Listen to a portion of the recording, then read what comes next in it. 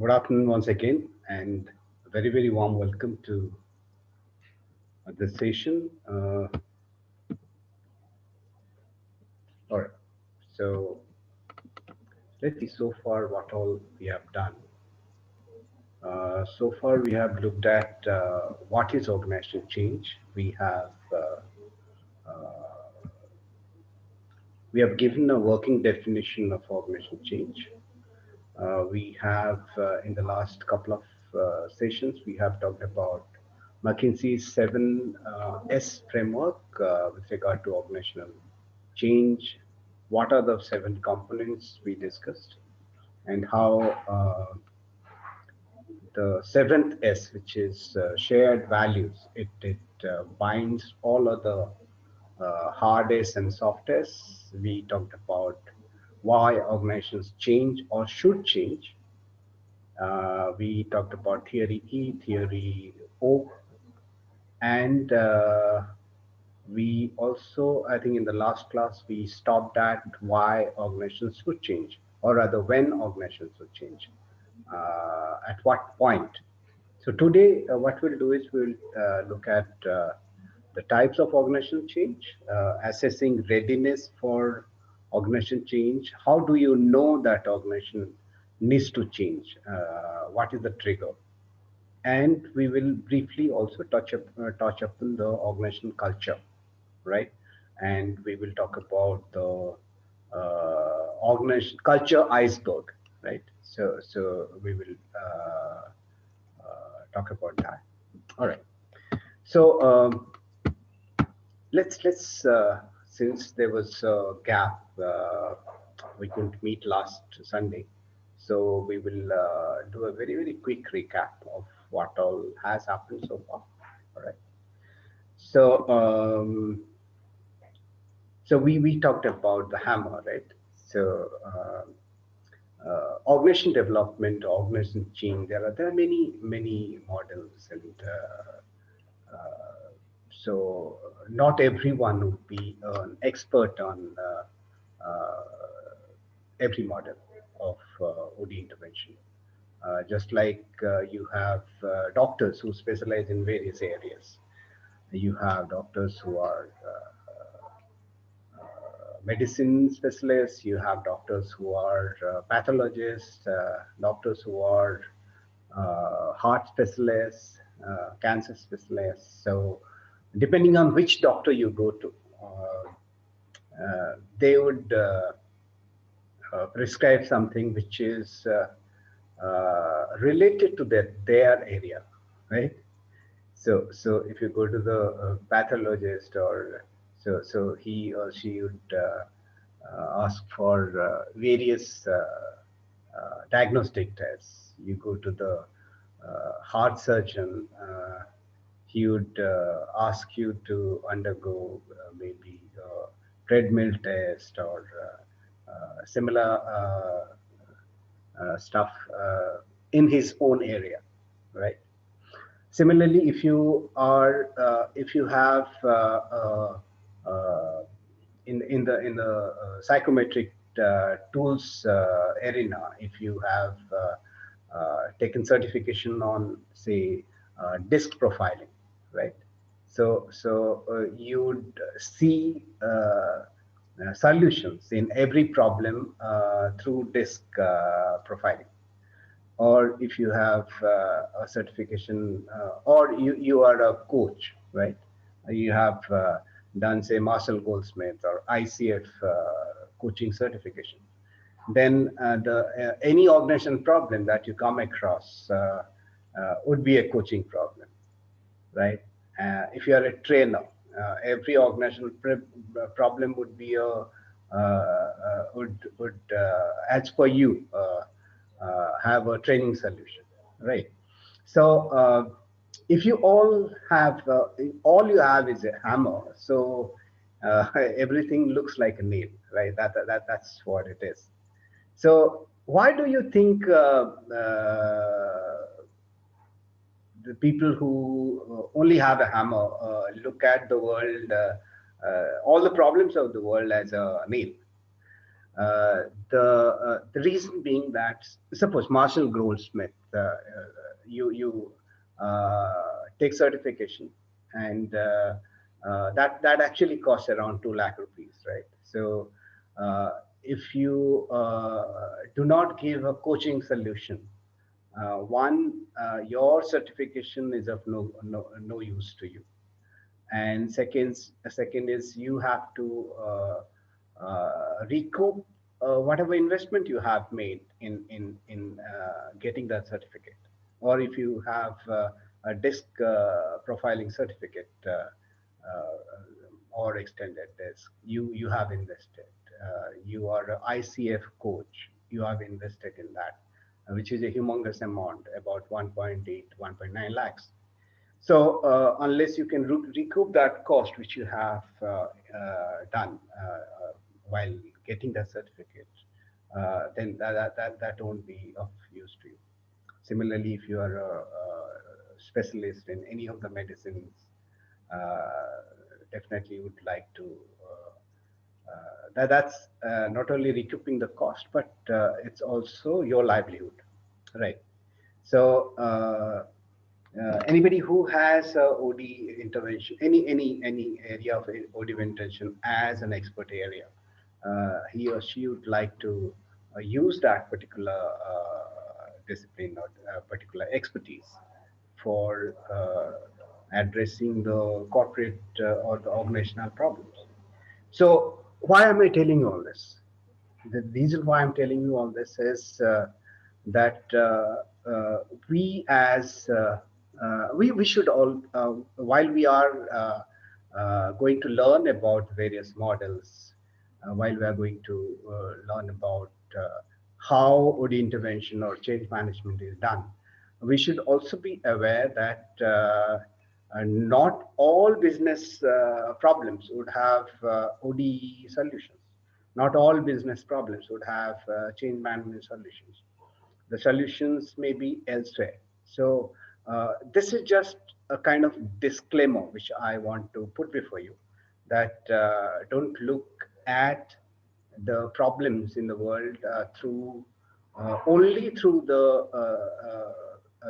lenses of ODE intervention, or only through the lenses of change management. But again, you should know what these are, so that when you hire a consultant for your OD intervention or a change management initiative, then you would know actually what the person is doing, and you would maybe you can suggest certain ways out, or maybe you can talk on equal terms with this consultant if the solution may not lie in a particular model or a particular initiative, right?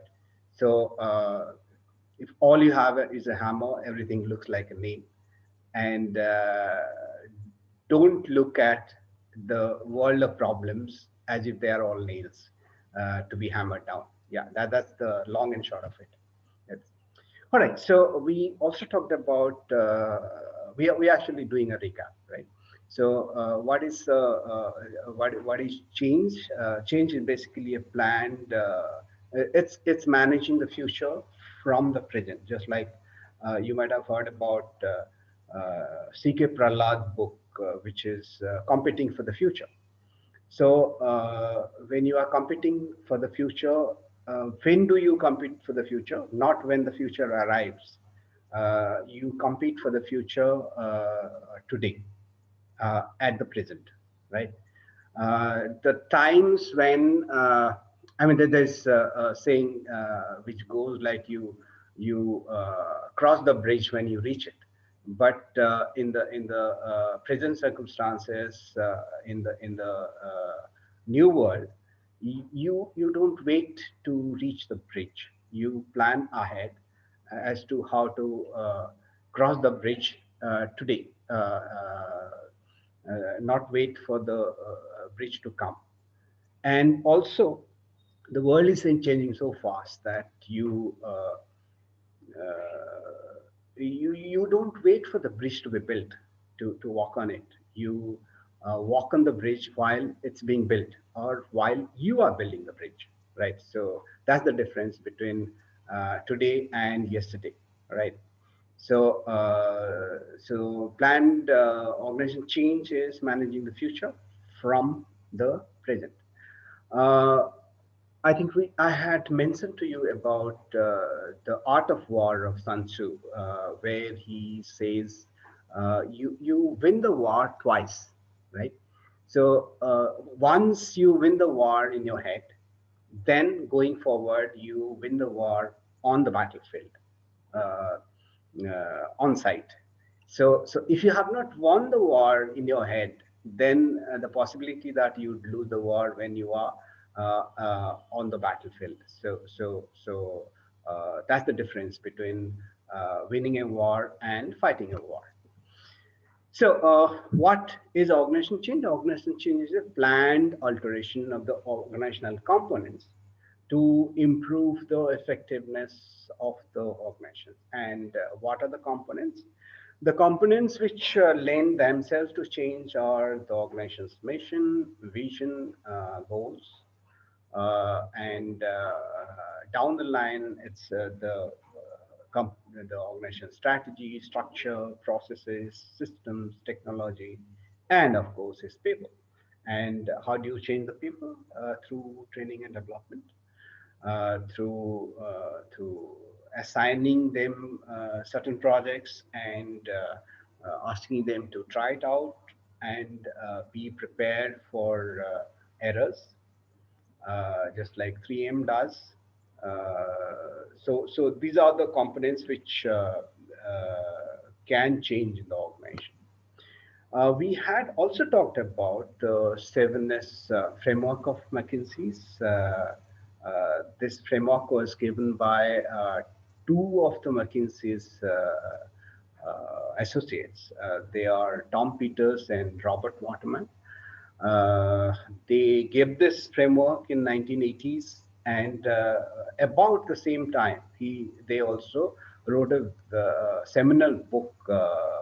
Some of you may have read it, which is In Search of Excellence, Tom Peters and Robert Waterman. So, if you have not read it, I would strongly suggest you read that book. It's a very short book, so you can read it in one sitting. So they talked about the components of the organization which lend themselves to change, and also how each component is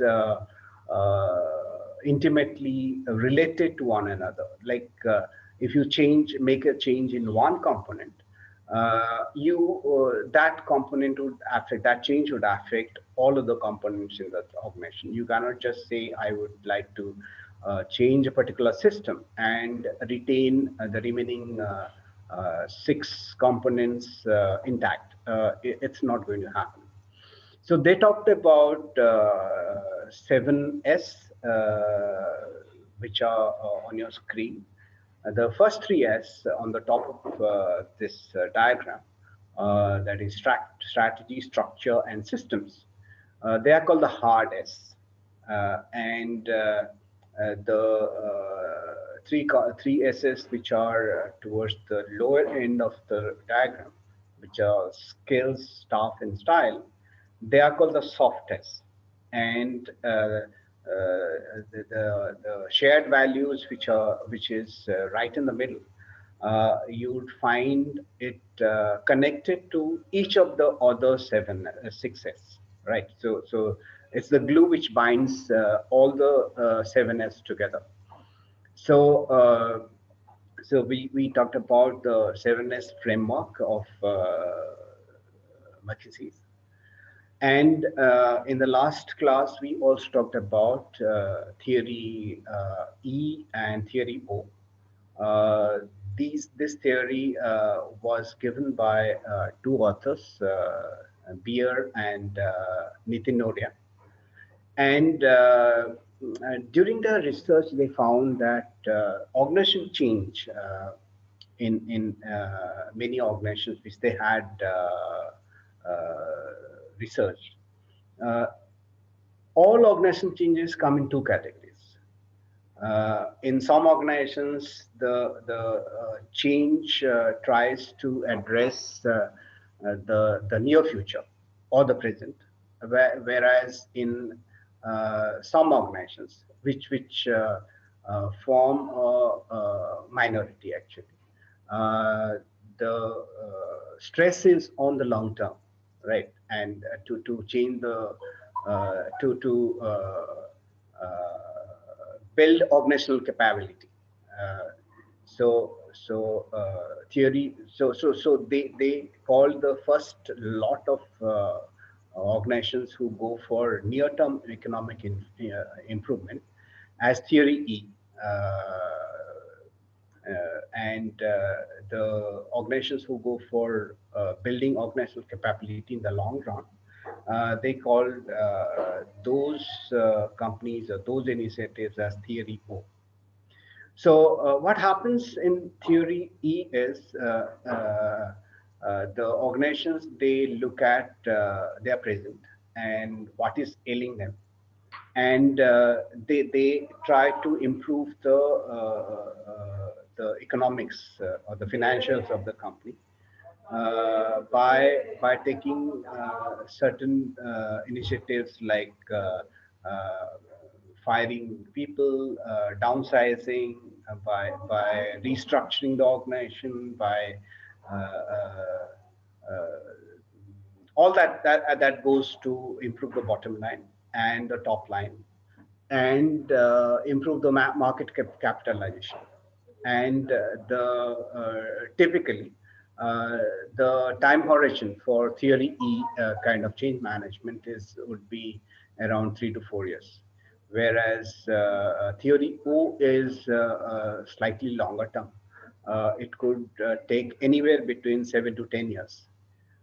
And the assumption behind theory O, where organizations, they build the organizational capabilities, is that the once you build the capabilities of the people of the and the systems, change the systems and processes, uh, build a culture, the economic improvement will follow.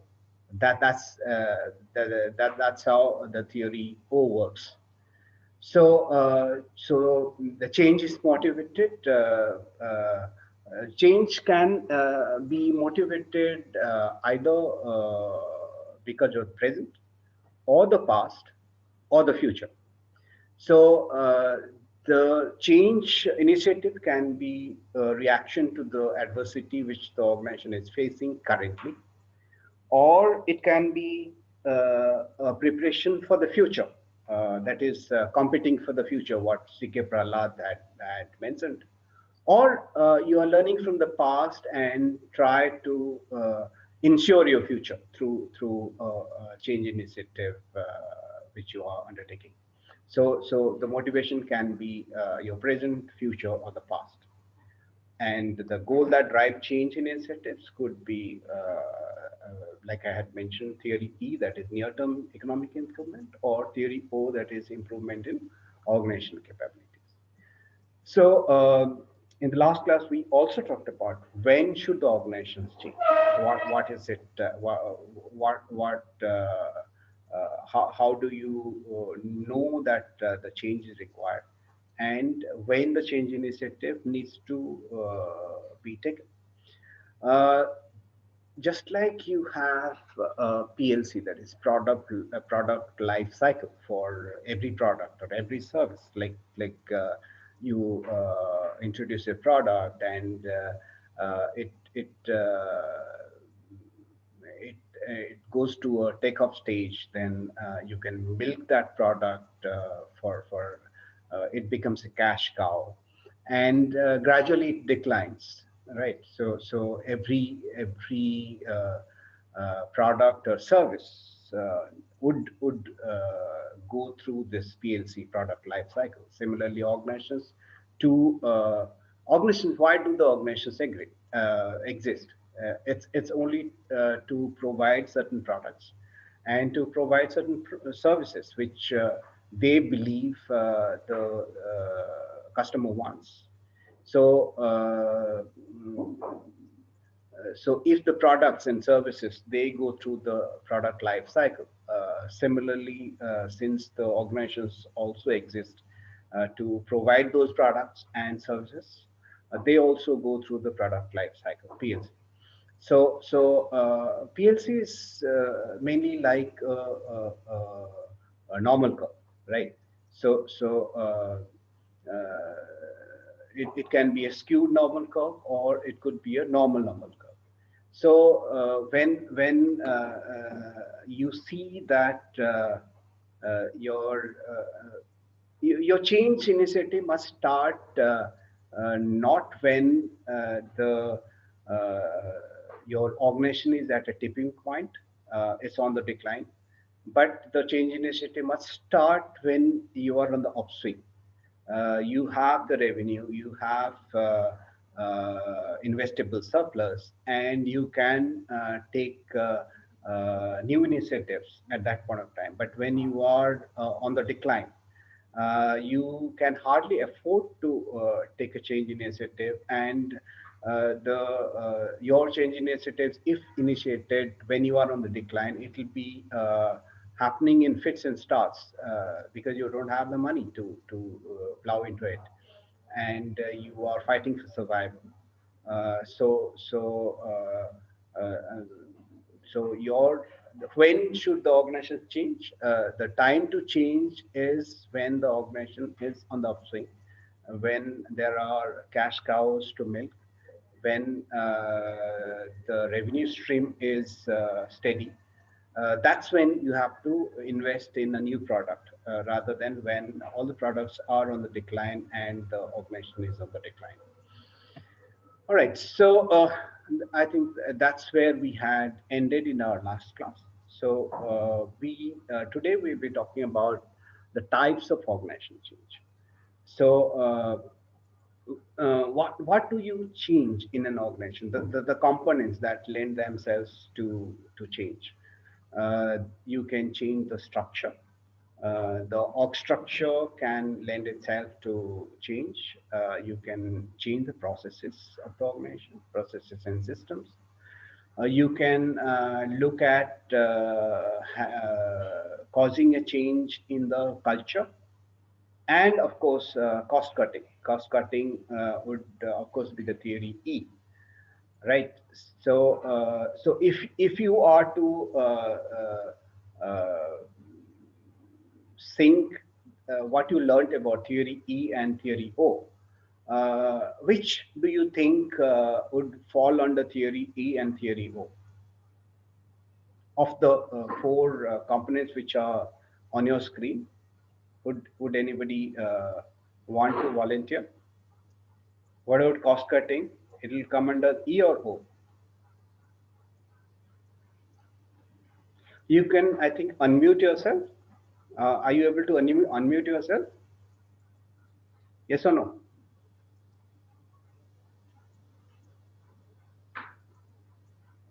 Or you want to on the chat box? Are you able to use the chat box?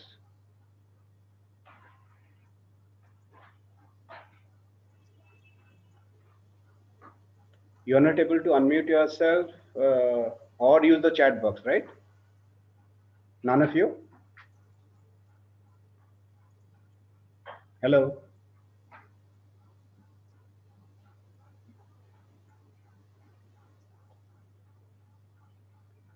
Okay, Samya. So the first one, structural change, it will come under what? Theory E or theory O?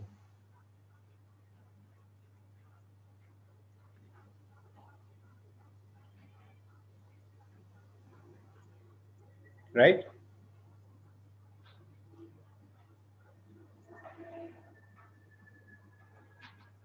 Are you able to hear me, guys? Okay, so you're not in the mood to speak, right? Okay. All right. So cost cutting, like I said, it will come under theory E, because it's for near term, right? Near term economic change. Culture change would be theory O. You are building the organizational capabilities and hoping that when you build the organizational capability, it'll affect the economics or the financials of the company. And structure change and process change can be both, can be part of both theory E and theory O, where you are making structure changes or the process and system changes for the near term. And it can also happen for when you are building the organizational capability. Right. Now, there was a group of researchers who uh, suggested the model which is called the corporate cholesterol test for doing in your blood what is the cholesterol level. You go through a test, right? So to find out whether going forward, if you have too much bad cholesterol in your blood, it might choke your arteries. So for that you undergo a diagnostic test. It's basically a blood test. Similarly, these authors they suggested in the uh, they wrote an article in the Harvard Business Review in 2010, and the name of that article was "Change for Change's Sake." And these four authors they suggested something which is called the corporate cholesterol test. It's a very simple test which they suggested that organizations should periodically administer this test to their managers. And you might have heard about the Gallup's uh, Q12, right? Uh, so so uh, so that's again a very simple test, simple questionnaire. Similarly, they wanted the organizations to administer this questionnaire, which is on your screen, to their managers periodically from time to time, and see what their answers would be. Like the first set of questions they suggested are again it's just 12 questions, and these are in three buckets. The first bucket consists of four questions, which is the quality of communication and collaboration. So they wanted to find out the quality of communication and collaboration amongst the employees, amongst the managers in the organization. And what were the questions? The questions were: do employees interact only with people from their own group, that is own department, or even a small section in that particular department? Are there silos in that department as far as communication is concerned, or do they interact with everybody in that same department, or even interdepartmental people wherever they need to interact with? So does interaction happen across the organization? So, do the employees interact only with people from their own group?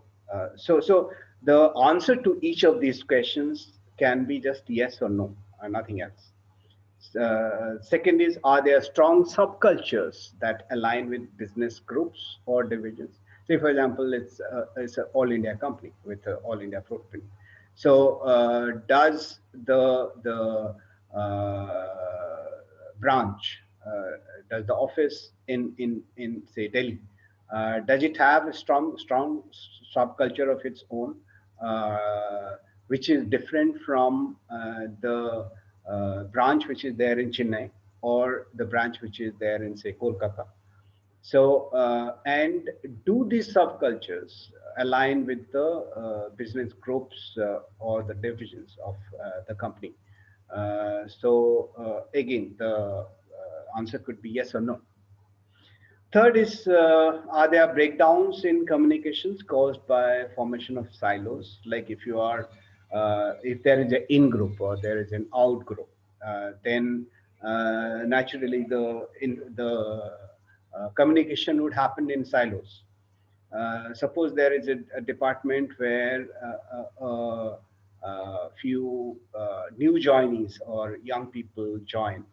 So many times you would notice that the people who are well entrenched in that particular department, they would actually be interacting amongst themselves, and the people who have joined recently, they are left high and dry, and nobody interacts with them, nobody gives them any information, and they have to basically chase different people to get even the bare minimum information. So silos do happen.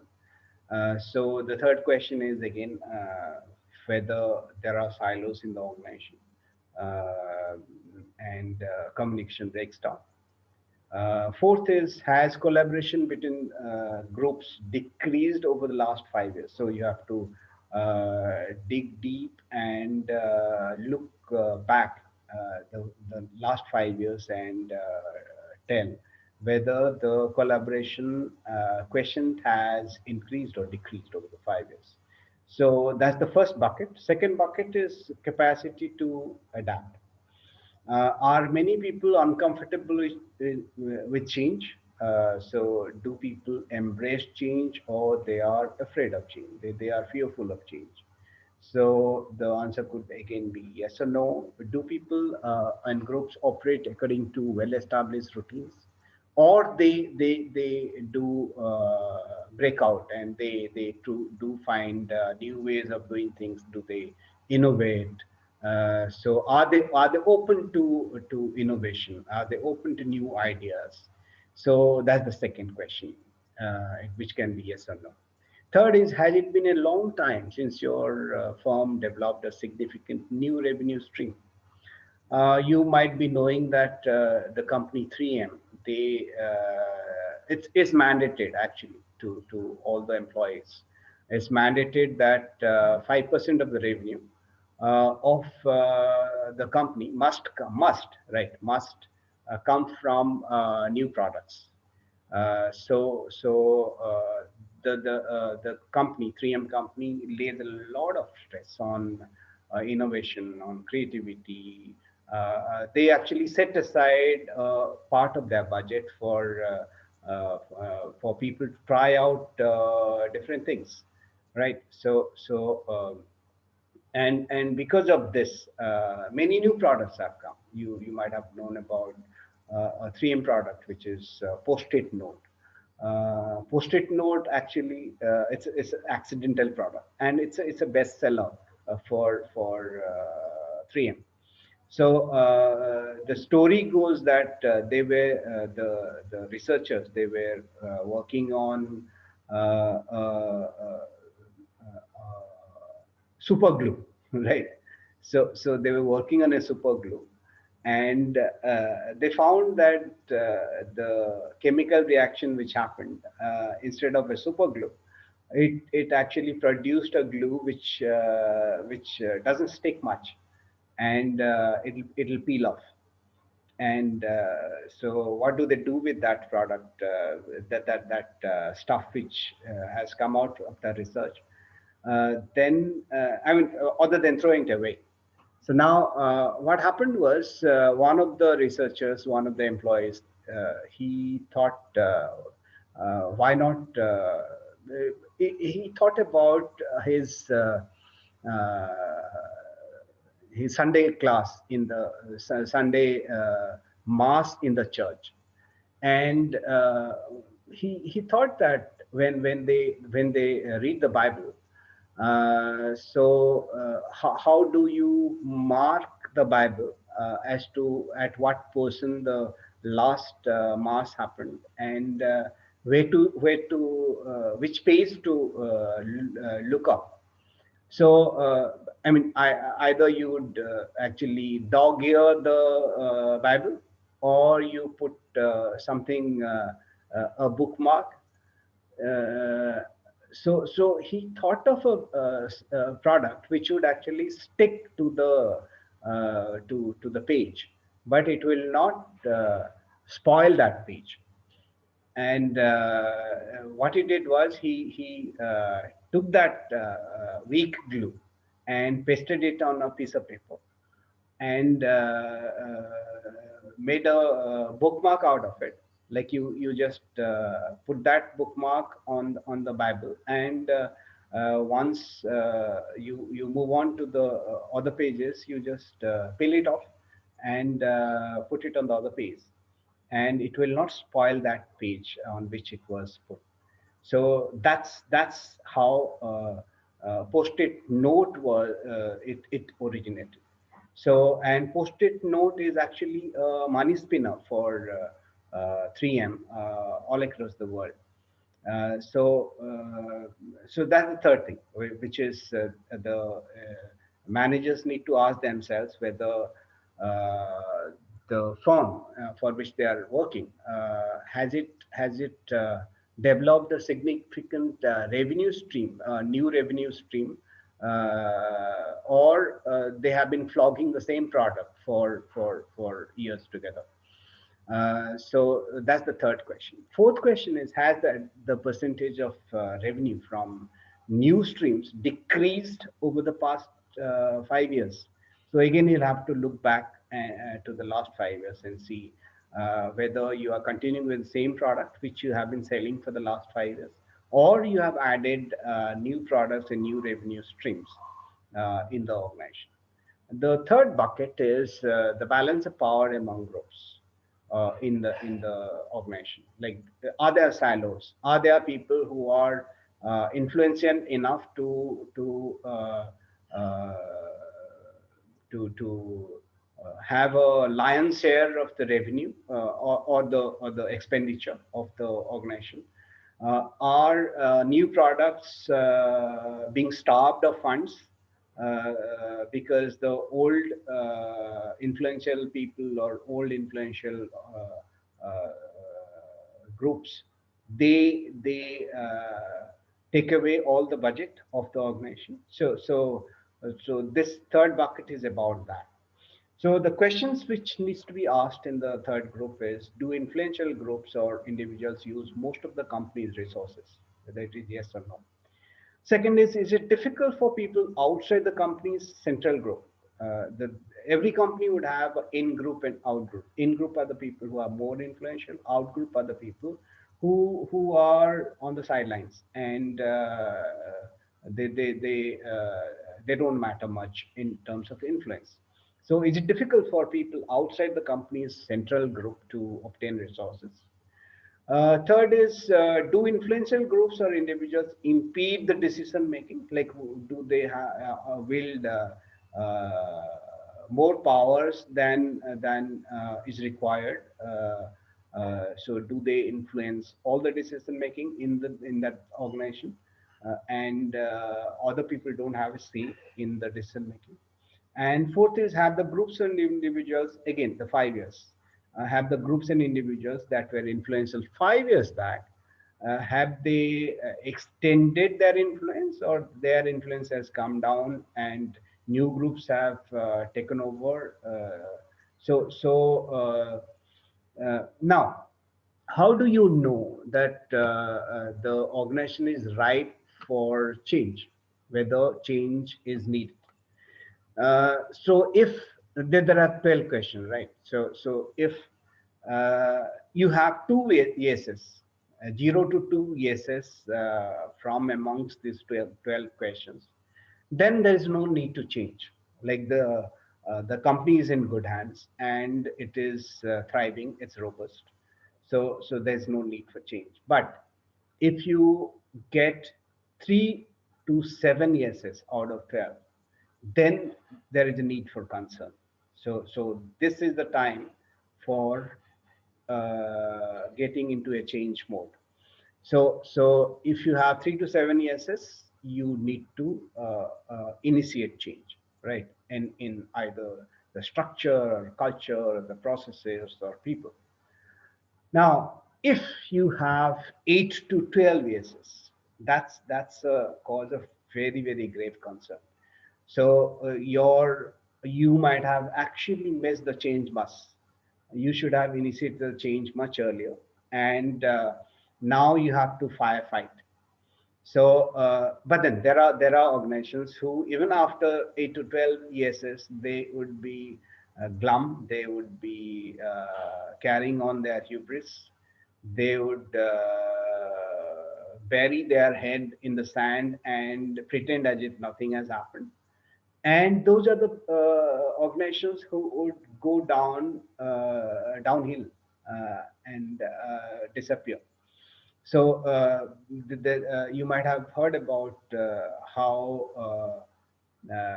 Kodak, the company, it was the world leader in photographic paper in the late 90s of the last century. They had almost what 80% of the market share in photographic paper. They had 173,000 people across 130 countries. That was in 90s, and by 2005, they just disappeared from the face of the earth. Similar thing happened to Nokia, right? So they were humongous. They were huge company as far as mobile handsets were concerned in the 80s and 90s. And by 2008, they missed the bus, and they virtually disappeared. Nobody talks about Nokia anymore, except for emotional reasons. Right. It's essential for all organizations to take a cholesterol test. This is called an organizational cholesterol test, and periodically, maybe every quarter or every 6 months. And if the number of ESS are 3 to 7, then they need to start working on the change initiative.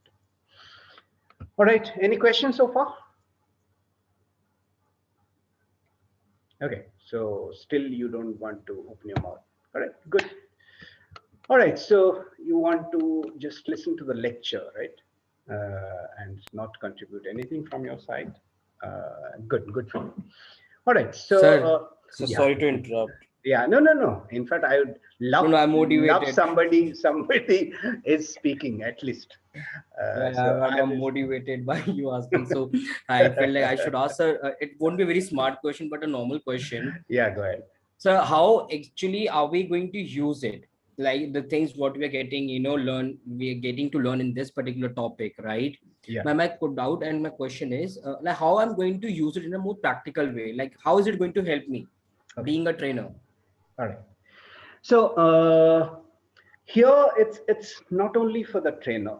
This is Hmm. you people are not going to be just pure play trainers. You people going forward, you may be heading training outfits. You may be actually HR person, right? Who also does training, and you may also be associated with the OD interventions and training initiatives, the change initiatives, which your organization may be going for, right? So now, if you know about what OD interventions are, what it can or cannot do, how to manage a change initiative, what are the ways change initiatives happen, and like unfridge, like the three stages of change, right? Uh, uh, so you would know the process, you would know the system, you would know the models. And when you are associated with an outside consultant, many organizations do take outside consultants for their input intervention or change initiative. So so you are not a total novice when you are associating with them, and you would be able to look them in the eye and talk to them in their language. I'm not saying that this 7 classes which we are going to have or the paper, which is for what, this particular paper will make you an expert. No, it will not make you an expert, but it will whet your appetite and going forward, if you want to move into this area, then you would know what it can or cannot do, and how to dive deeper into the OD area, or the change management area. So this is what is it's going to do for you. It's not going to make you an expert, but yes, it'll help you to look the OD experts and change experts in their eye, right? So that's Sure. what it's going to do for Sure. you. Thank you, sir. Thank you. All right. Okay. So now, the next is readiness to change. So this formula was given by David Glasher, and which was later refined by Kathy Danmiller in the 1980s. So this formula is C equals to DVF, uh, provided DVF is more than R. R stands for resistance. R stands for resistance to change. So your change will happen only if the dissatisfaction with the status quo, right? The vision of what is possible, and the first practical steps that the organization or the manager can take. So the dissatisfaction, the vision, and the first practical steps put together, if they are they trump the resistance to change or the cost of change, then only the change happens. If the resistance to change is greater than the dissatisfaction, the vision of the future, and the first practical steps for the change put together, then the change will not happen, right? So there are organizations who initiate a change, and because of the resistance, they may revert back to the status quo, to square one. Like take for example the sale of Air India, right? So we have been hearing about sale of Air India for the last what, so many years now, and the reason why it has not happened, even in the first 4 years of the current government. Uh, it's because of the resistance not only from the people at large, but even from or the employees, but the resistance from their own MPs, MLAs, because they use Air India as their own carrier, right? So it has not been happening. So R has been greater than the dissatisfaction with the status quo. They have, mind you, 60,000 crores of debt uh, till date. So the dissatisfaction with the status quo, or what is possible for Air India going forward, or how to go about this investment. So all these things put together are lesser than the resistance, right? So they have not been able to overcome or trump the resistance. That's why change hasn't happened. Why we are still saddled with BSNL and MTNL. Because of this, because the resistance to change is greater than the dissatisfaction with the status quo, or the vision of a government who governs the least, right? So that's why we are into areas where the government need not be there, right? Worldwide, governments are only the strategic sector, not into running hotels or running airlines or into telecom, right? So the readiness to change this formula, C equals DVF, provided it is greater than the resistance to change, the cost of change. All right. So now coming to the organizational culture, right? So what do we understand by organizational culture? I don't want bookish definition, but how do we what do we understand by culture and organizational culture in your own words? Anybody would like to suggest? Systems, like it's just like a basic environment or a system. For an example, but I started working with my very first company called known as Face. So Right. over there we had this culture of keeping no beards at all, being a trainer. So Okay. whenever we Okay. had to go into this session, we had to keep it like zero shave Okay. over there, zero trim. So Right. that was one culture. But on Fridays we were supposed to keep it. I don't know how could grow it, but yeah, that was one of the culture. Okay. Another is Okay. we had an annual function. So Uh-huh. that annual function used to happen in the head office that was in Coimbatore.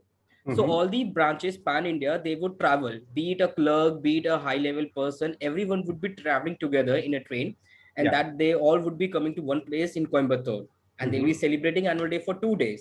Right. So maybe that is what a culture. Yeah. It depends on company to company. Few companies you can wear anything, you can keep beard, you can keep different kind of hairstyles and all. But there are few companies which are very specific about the grooming part. Okay. Okay. All right. Okay. All right. Good. Good. So yeah. Anybody else? What is the organization culture? Maybe not in your company. You may give example of other companies also.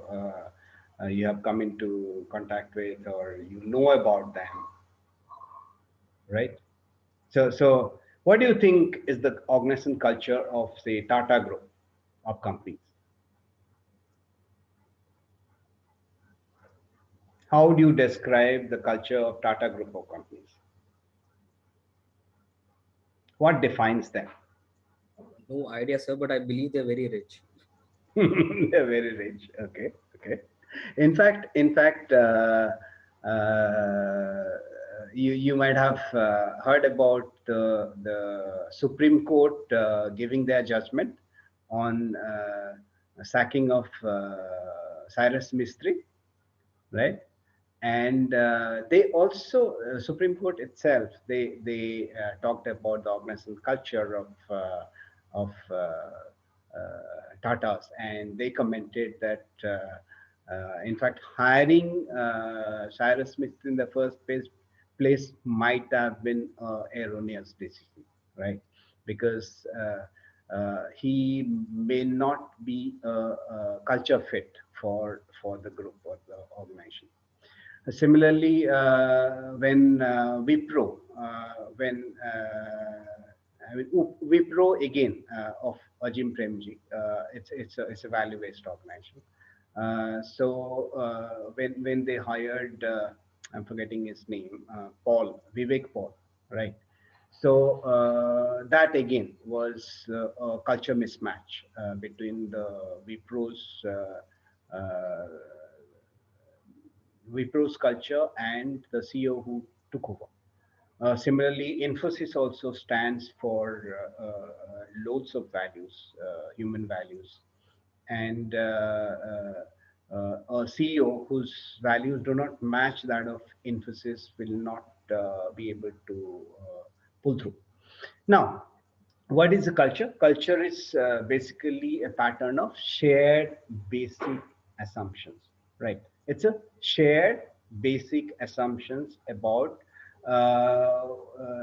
what is acceptable and what is not, how to behave and how not to behave. What are the do's and don'ts in the organization? That's basically the culture, and these are learned through social interaction, right? So Uh, these are learned by the employees. These are learned by groups, and there are group norms too, which will put you in line. So uh, and these are also taught to the new members. And how do you teach culture to the new members? It is taught through a process which is called acculturation. Like you instill the culture. It's not something which is done in a day. It takes weeks, months, maybe years to do this. All right. So this is what is organizational culture is. All right. So organizational culture has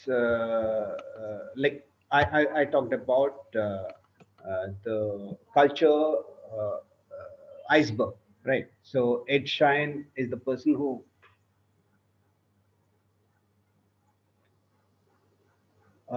Ed Shine gave the concept of culture iceberg. Like just like iceberg, you can only get to see 1/11 of the iceberg, which is above the water. You can which is visible, right? Similarly, organizational culture you cannot see for sure. You can only guess, make intelligent guesses about the organizational culture, but there are certain aspects of the culture which is visible. And what are those aspects which are visible in a culture? These are the artifacts, right?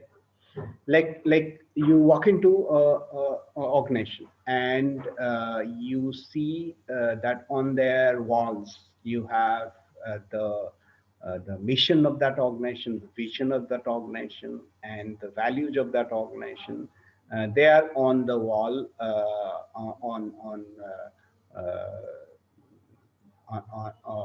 they are framed and put on the wall, right? So this is what you see.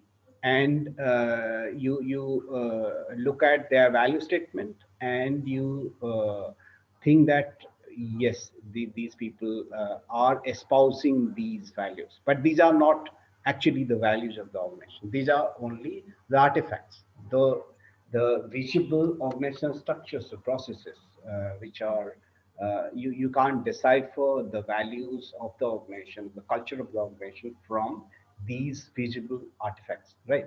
So this is what we see, right, in the organization. So apart from these artifacts, you have the behaviors, the systems, processes, policies. Some organizations have safety policies, some organizations have quality policies, some organizations would be espousing certain causes. So they would put it up for everyone to see in their organization walls, in their website. But this is what we see, right? But it may not be what they are. Now, uh, the second level, which again which is underwater, mind you, right, is what we say, right? So we talked about our ideals, our goals, our values, aspirations. Like if you have read the chairman's speech, which normally is in the annual report, right? So the chairman's report in the annual report of the organization would talk about the ideals, the goals, the values, the aspirations of the organization. When the CEO or top leaders in the organization, they go to say conference, they will talk about their goals, they will talk about their aspiration, they will talk about what the organization stands for, right? So they'll talk about the strategies, goals, philosophies. These are called the espoused beliefs or values, right? So they are not on the wall, they are not on the website, but they would form part of what the top leaders speak of, right? So their beliefs, their values.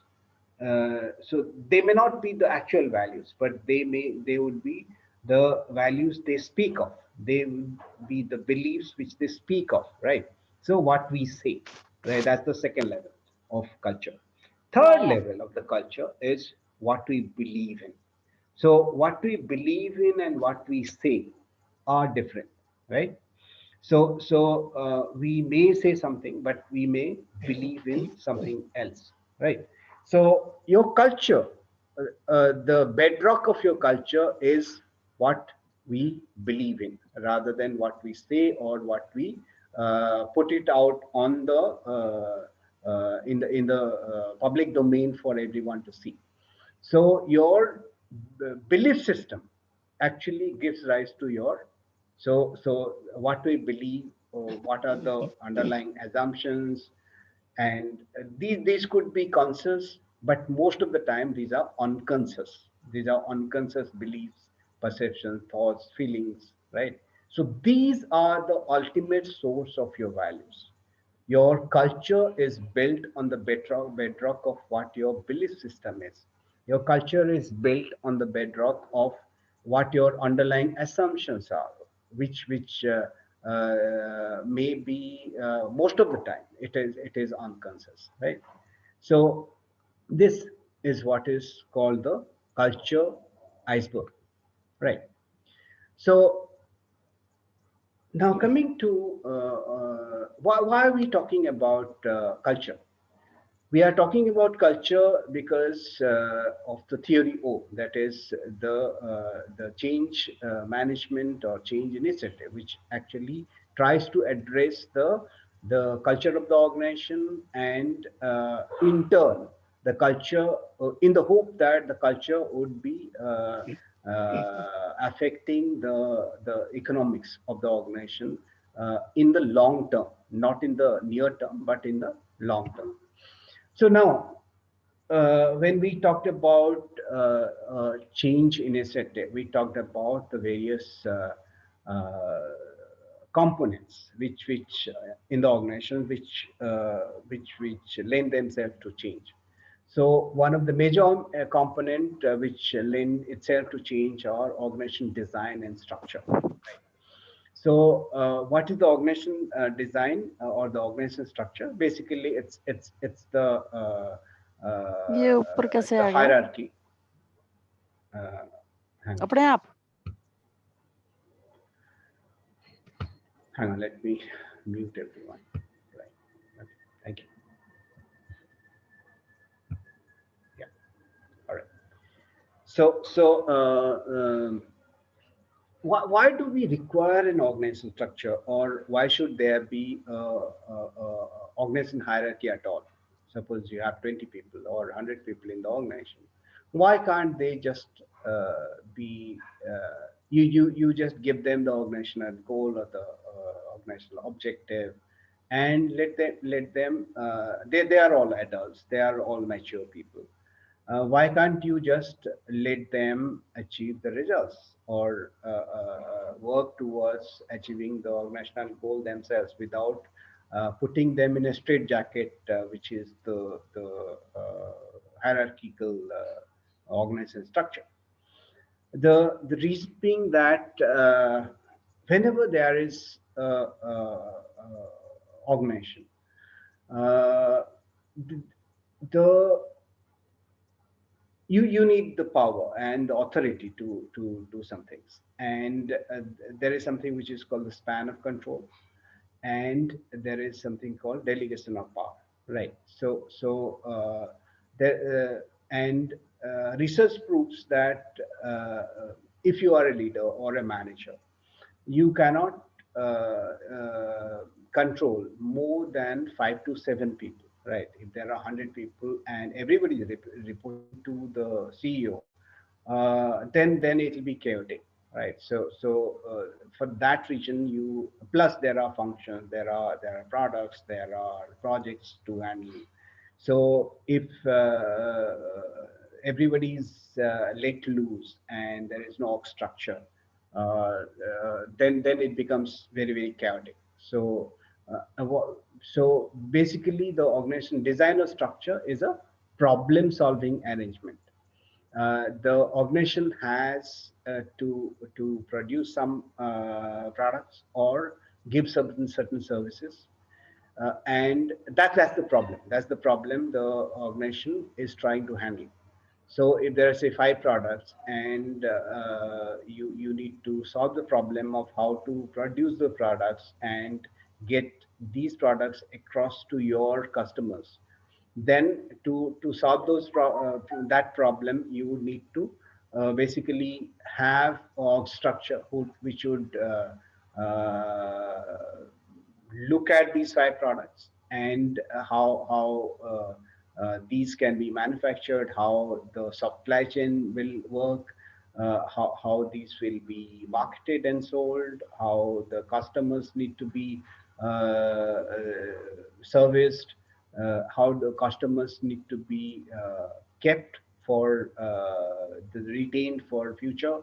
So design and structure is basically problem solving element, and how the problem is defined and framed will determine the org structure. Like if you are a product based organization, like say Hindustan Unilever, then you actually be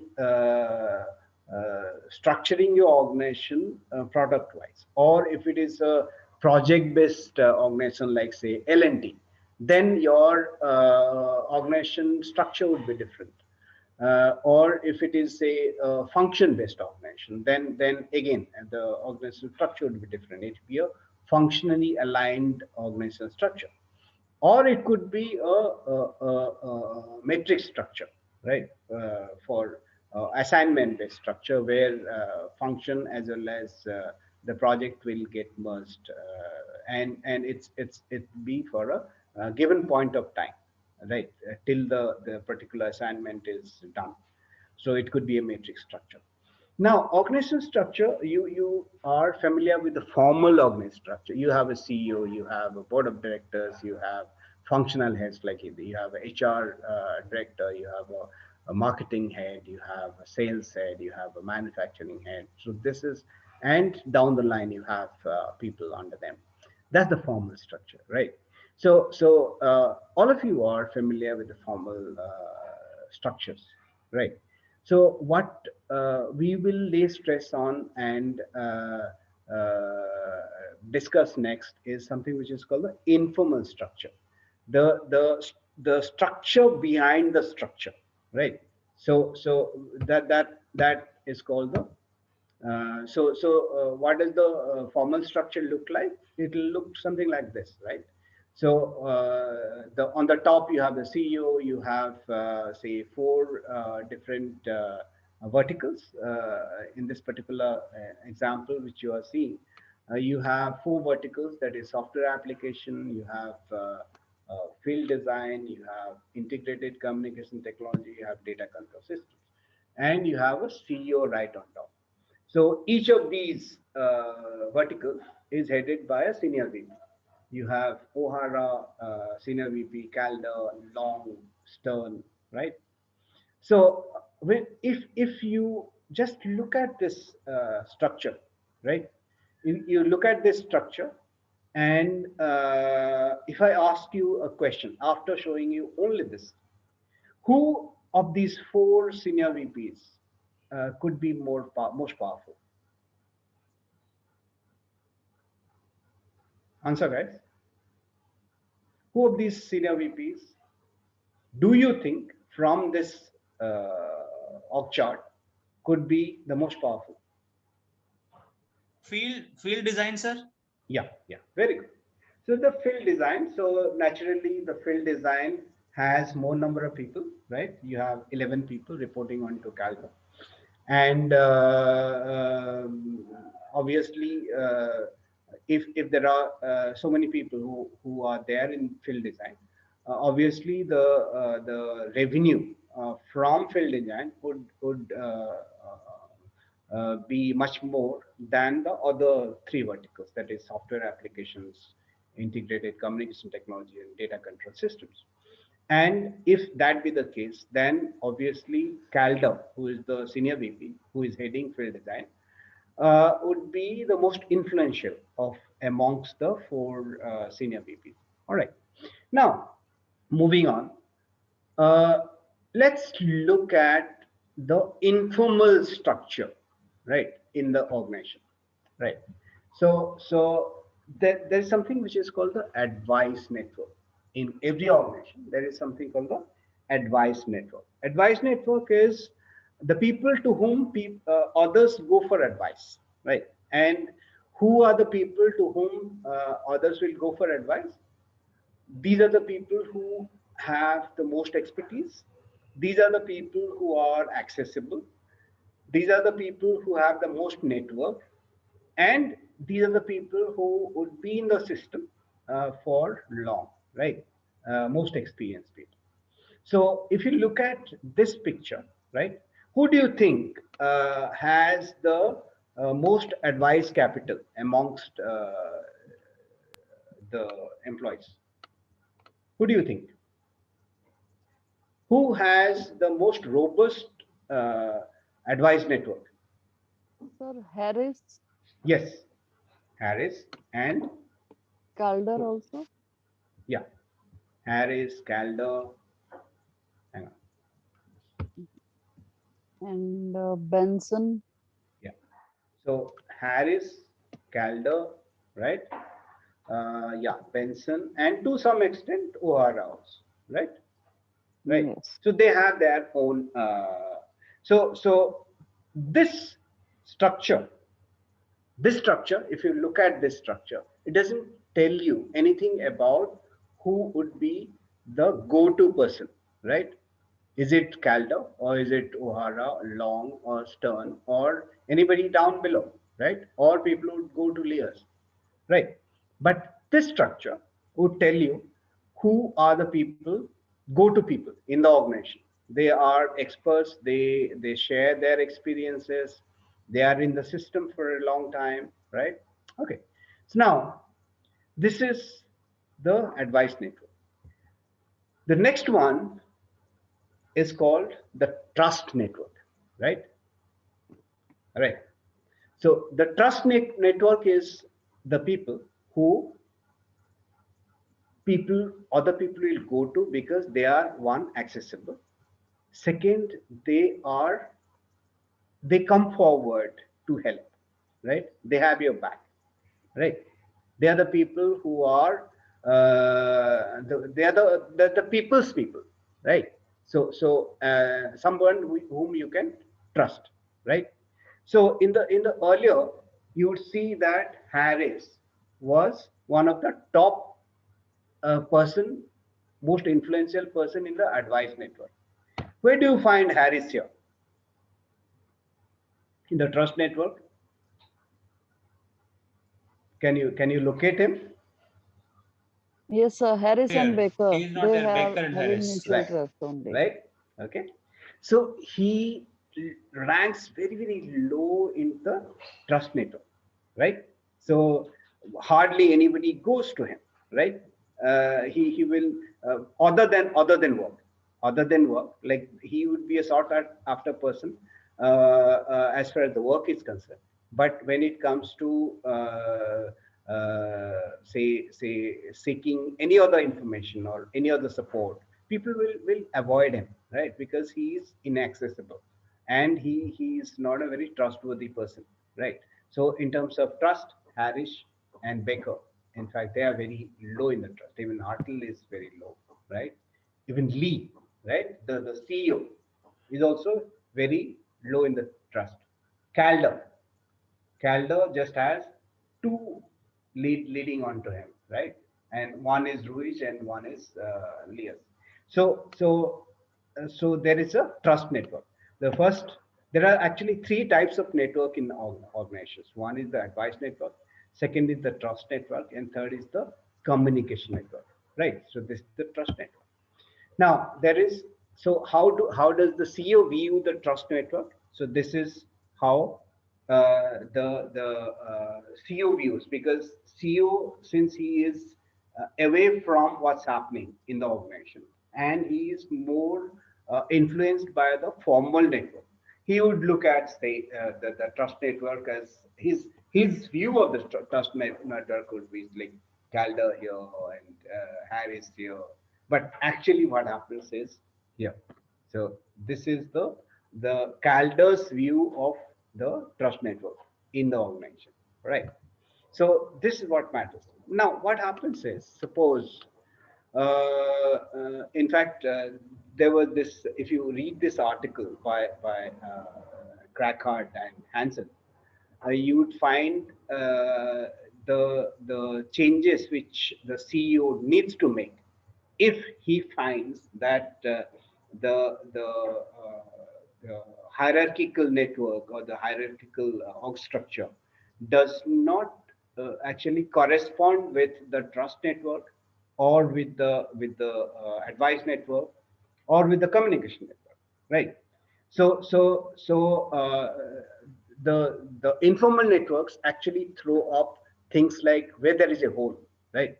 So if there is a silo which is happening in the organization and the information flow is bottlenecked somewhere, right? So now say for example, what they found in one organization is how the CEO actually handled a situation like this, where there were silos in the organization and the new joinees, they were sidelined and they were not part of the in group, and there was a fear that they would leave the organization. Now, what the organization did was they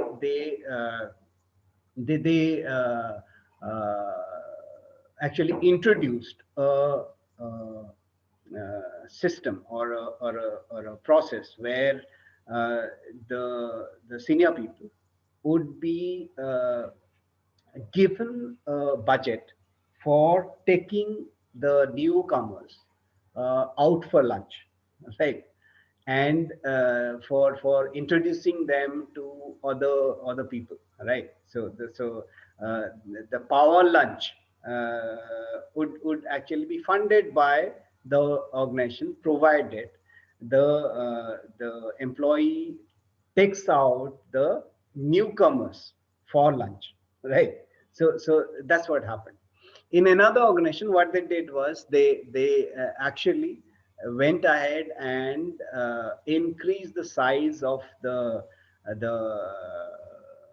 table in the cafeteria, right?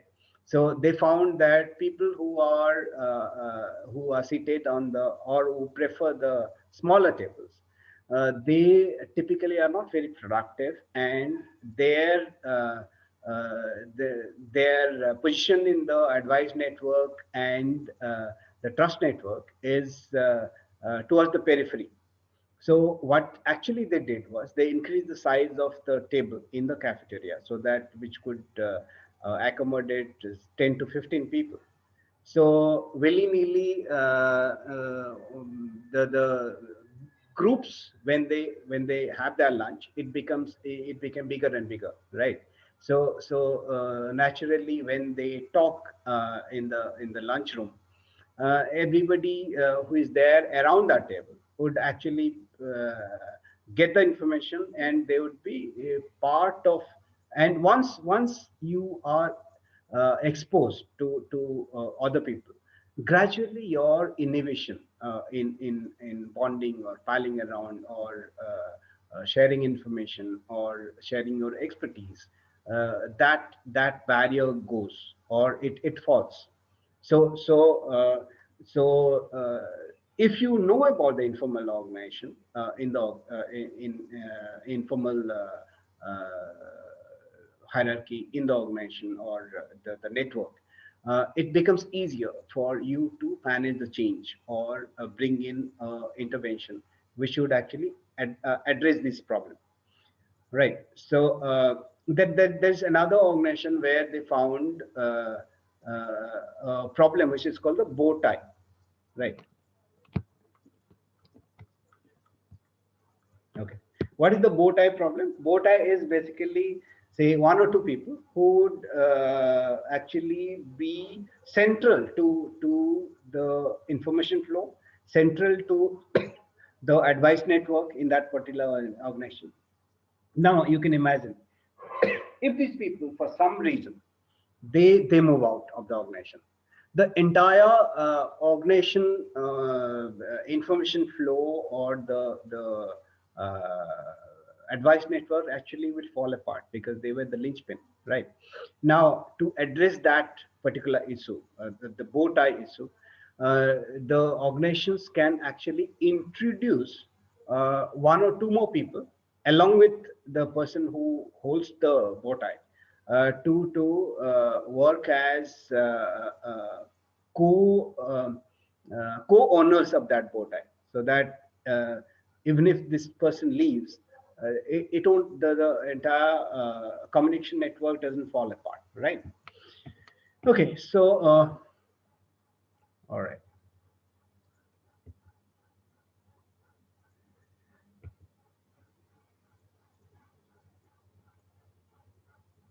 all right. So how does change actually happen in the organizations? Change happens in the organizations at the individual level and also at the group level. So at the individual level, the change happens at three levels. Individual change happens at three levels. The change happens at the cognitive level, at the behavioral level, and at the attitude level. Uh, I think last year, last semester, you people might have done a particular topic, training topic, which is training evaluation, the Kirkpatrick's training evaluation. आप लोगों ने किया है क्या? Kirkpatrick's evaluation. Yes sir किया है. Okay. So the evaluation happens at what, four levels? You at the reaction level, at the knowledge level, at the behavior level, and finally at result level, right? Similarly, change, individual change also happens at three levels. The first is cognition level, right? Like how much you are able to imbibe, how much the change which is happening to you through this particular course is mainly at cognition level, right? You are being exposed to various models of change, the various models of OD intervention. So you are being introduced to the models, to the concepts, right? How the change actually happens. So you are getting the inputs which is at cognitive level. Going forward, when you actually join an organization or you start using the concepts and the models, or at least you are associated with a change process where you are able to recognize the models the consultant is using or the internal consultant is using. So from the cognition level, you move to the behavior level. Then when actually you start using these concepts of the models and you internalize them, and it actually changes the way you think, that it changes the way you your worldview. That's when the final kind of change happens from moving from cognition to behavior to the attitude or the values level, right? So it was Levin in the 1940s. He offered a model which is called the Levin's model of individual change. So in that, he talked about change as a three-stage process: the unfreezing, changing, and rephrasing. Unfreezing, first of all, you have to recognize that there is a problem existing, right? So if you do not see a problem in the status quo, naturally you would not uh, be willing or to change. So now the first step in any change management is discomfort with the status quo. You have to feel a particular level of discomfort with the status quo for you to want to change. So now, once the discomfort has, you have discovered the discomfort, and then only you are willing to make a change. And for making a change, you have to unfreeze. So the status quo needs, like you cannot have an omelette unless you break the egg. So if you fall in love with the egg, you can never have an omelette, right? So similarly, if you have fallen in love with the status quo, you will never be able to move forward and change. So you have to necessarily break the mold, break the status quo, and you have the ice breaking session in a training program. So you need to break the mold and break the ice. So that's the unfreezing stage. So the old order needs to undergo a change for you to move forward. So the unfreezing happens. That's the first stage.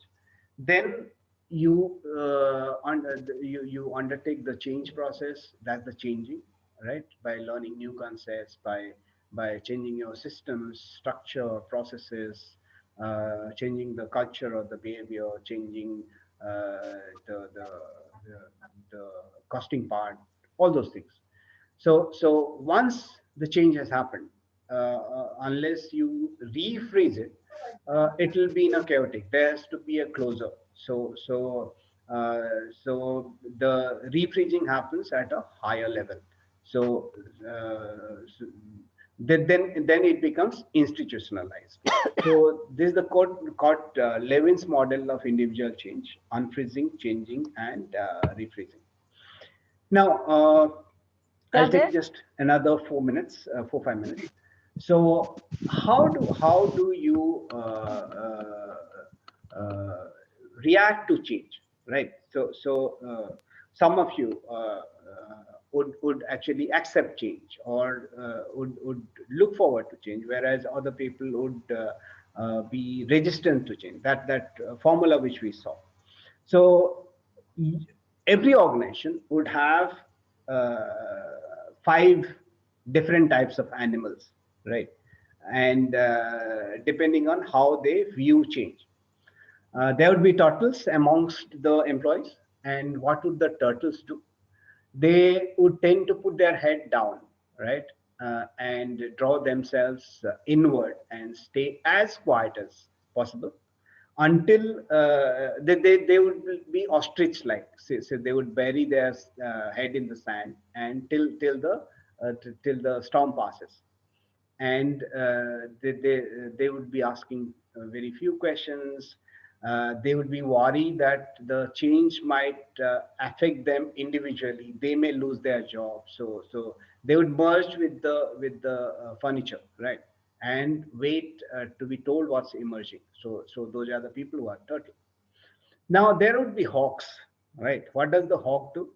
It'll, when the storm comes, it'll go right to the sky and try and stay above the storm and observe what's happening on the ground, right? So they try to get the big picture, and they want to see they will hover overhead and try to uh, find out what the emerging patterns are. They will ask questions, right? So those are the hawks, right? So they always try to get the big picture. They try to analyze things.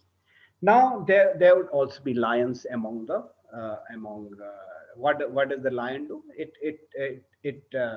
tries to keep the flock together, tries to support them, tries to give them emotional support and physical support, and they would try to see to it that they don't fall victim to the change. So they are very protective, right?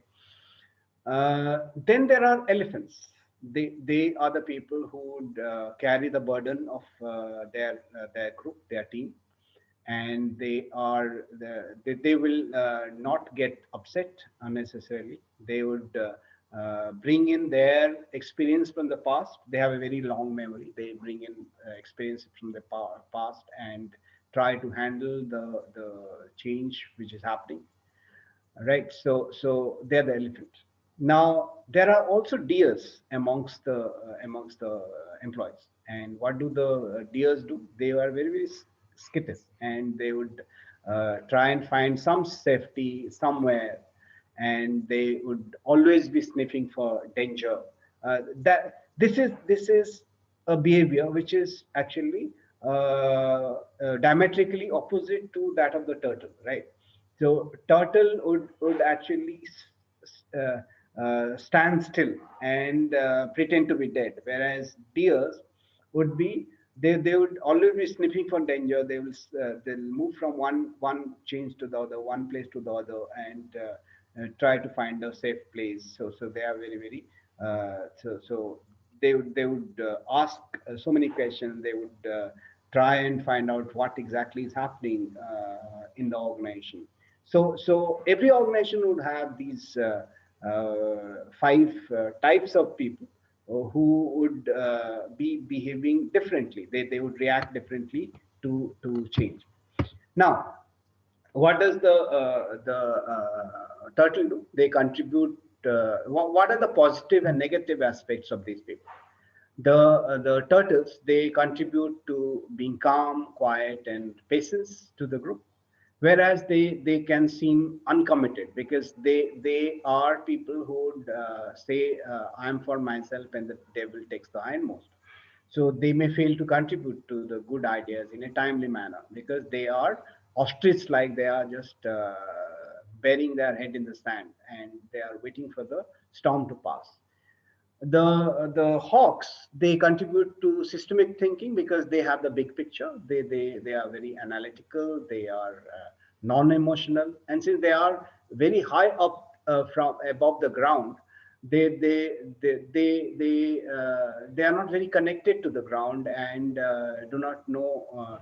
They may miss some emotions which is happening on the ground, and they may alienate themselves from their colleagues because they are too distant. Now, what is the contribution of the lions? They help the group to feel safe. They help individuals feel part of the group and remain productive. Whereas they may seem to be very directive. So they may be bossy at times, and they may not be too innovative or analytical because they are too much into the ground. And what do the deers bring to the table? They contribute to heightened attention, alertness, and they see and hear everything. But on the flip side, what they do is they may become less productive because they get distracted very often, and they may interrupt the change process because they are very flippant. The elephants, they contribute to the organizations by bringing in history, by bringing in their past experiences, and they are solid workers. They take on a lot of load. And on the flip side, they may resist new ways of doing things and may become exhausted and overloaded because they tend to take on the burden of others also. So, in a change management process, you have these four types of people in the organization, and they bring to the table some things on the positive plus side and something on the minus side as well. Okay, so next Sunday, what we'll do is we will have a quiz. So that will cover the materials which are covered in the class today as well as in the previous two sessions. And I would suggest all of you to go through the reading which has been suggested by ISTD, which is Change Management Leadership Guide. This is there on the website, so please download it and read it. It's not a big article, so please. So this is a primer. It's a good article. So I would strongly suggest all of you read. So the next quiz will be on whatever we have covered so far in the last three sessions, and this particular article, which is change management leadership. All right. Thank you, guys. Thank you for joining in, and wish all of you most happy and colorful Holi. And we will meet again next week, next Sunday. Thank you so much. Happy Holi, sir. Thank you.